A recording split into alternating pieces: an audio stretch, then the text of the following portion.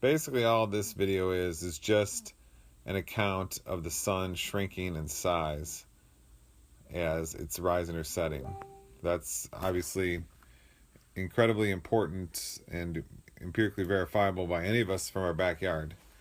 So, and that would be a drop dead verification of a near sun that is receding and not going down in a heliocentric model. But as many already know, this footage, I think, I've had people tell me this is the best collection of footage anybody's seen. I spent a lot of time back in December finding footage and comparing sun sizes on rising and setting and so forth. But it's locked up in my Zeteticism Volume 1 video, so I thought some people might just want to see just the footage and just go right to it. And that's what the point of this video is. A lot of people have been saying to me, you need to get a solar filter and blah, blah, blah. And of course, that's a great idea. But the thing I don't like about the solar filter is then we don't see what we're actually looking at. You can't see the background. And so you're just seeing a ball travel through.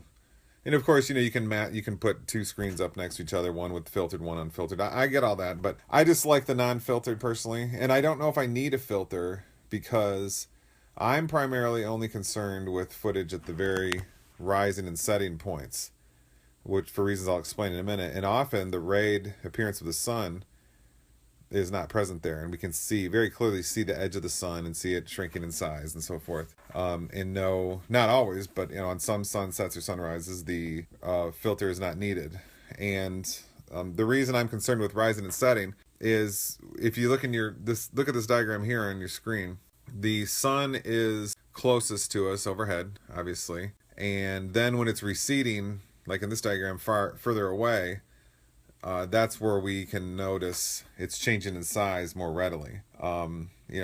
It's going to be changing in size much less notably as it travels through the bulk of its trajectory in its low orbit across the sky.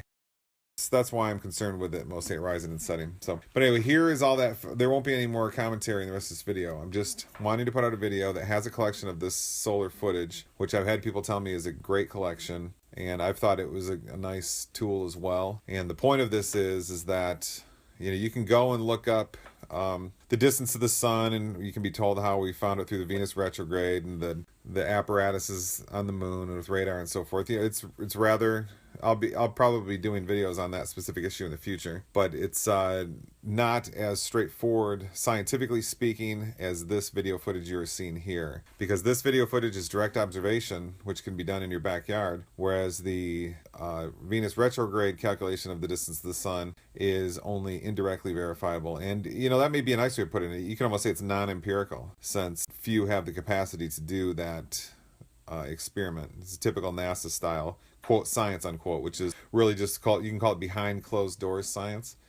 You can't verify it, but I can, and therefore we're going to put it on mass media and call it science. That's what NASA behind closed doors science is, which is really just non-science. It's not even theory. You can call it propaganda. Okay, when somebody pushes something that's you can't verify as being science, that is not true. And best description is propaganda. So anyway, you already all know this. Here's the footage.